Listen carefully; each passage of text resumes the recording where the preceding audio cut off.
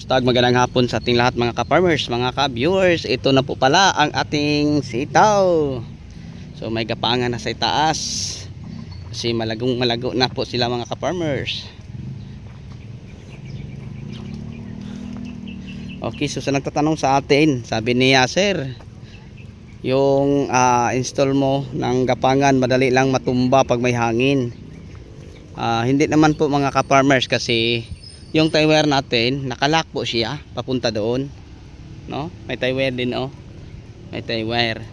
So yung installer ko sa ampalaya, sa sitaw,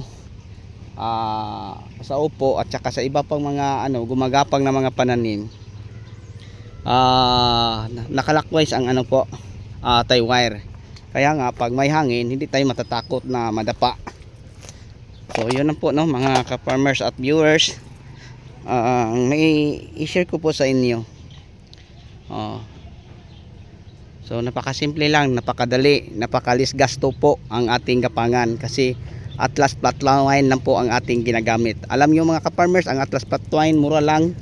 Mabibili lang po natin, no, sa online ng 220 pesos.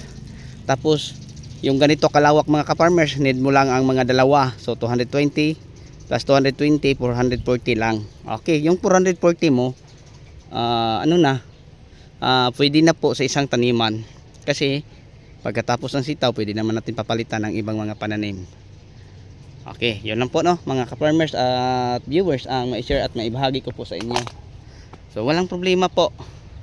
Sabi niya, sir, parang natatakot ako kasi yung mo ay parang pag may hangin daw madaling matumba.